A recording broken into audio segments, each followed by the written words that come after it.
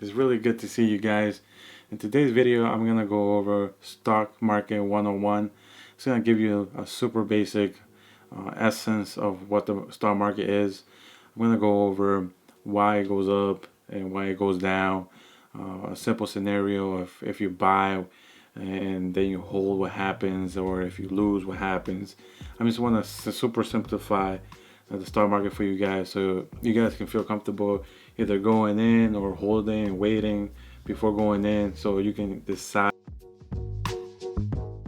Welcome to Simple Chew. I'm your host Hank, and if you're into financial education, resale education, or accounting practices, I suggest you to subscribe as I deliver videos every Mondays and Fridays. So what is a stock? A stock is a piece of a company that you're buying and holding for future growth or dividends. So some companies will pay you dividends for holding your stock. Some of them will split it, they will make more stocks for holding just one stock. They can make it into 10 stocks. There's a split, or they can reduce it. Maybe you have 10 stocks and they want to do a reverse split and they want to convert those 10 into one stock. So, but you still own the same amount, a percentage of that company. So why would a company issue any stocks?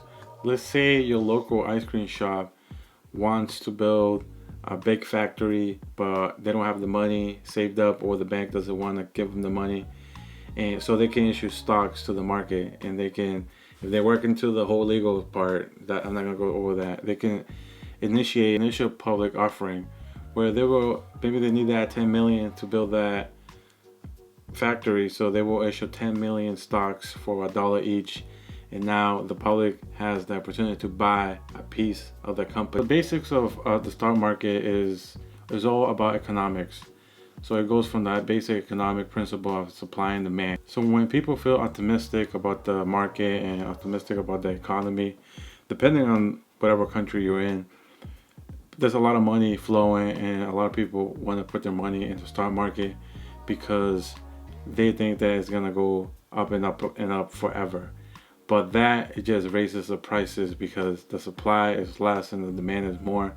So it's just a simple economics. So the more people want to buy, the higher the price is going to be. So, and when the stock market is booming and is going up and the economy is strong, a lot of media, especially the Wall Street Journal or Bloomberg's news, any type of investment news, will start going online and talking a bunch of crap that, oh, the economy is going up, that it's time to buy. Then the speculators are gonna be buying, and people who don't understand the market will start buying because, hey, they see in the news that they're saying that the market is strong, the economy, it can only go up, so they start buying, and that raises the demand, and the price is gonna go up. Eventually, all the speculators and the new investor who didn't do any research will realize that the market is overvalued, and they're gonna start panicking. And this panic could happen with anything. It could be a war that happens in the country. It could be a virus.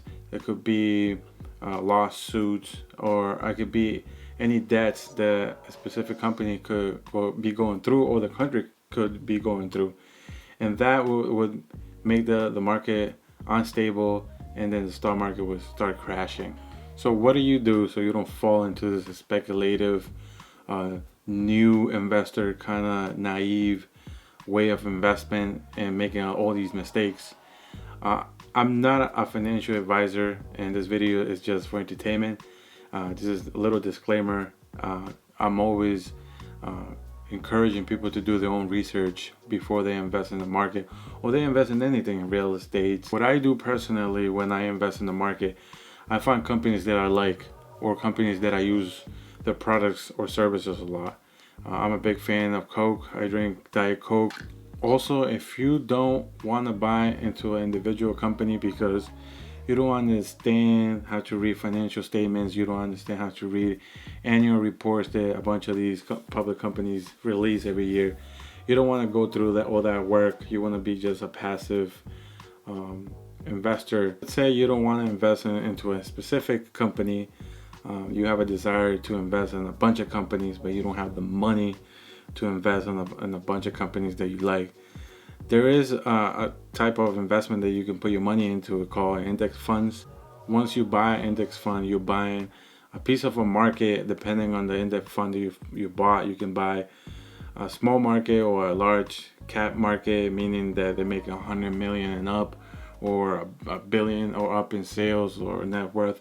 It all depends on the type of index fund, but you're buying a bunch of companies into one for one price. There's also index funds where you can buy the whole US market, and so you're buying every company in the US, or there's also worldwide indexes. Where now let's go into a little scenario how your portfolio will look. So you buy 100 shares for $1.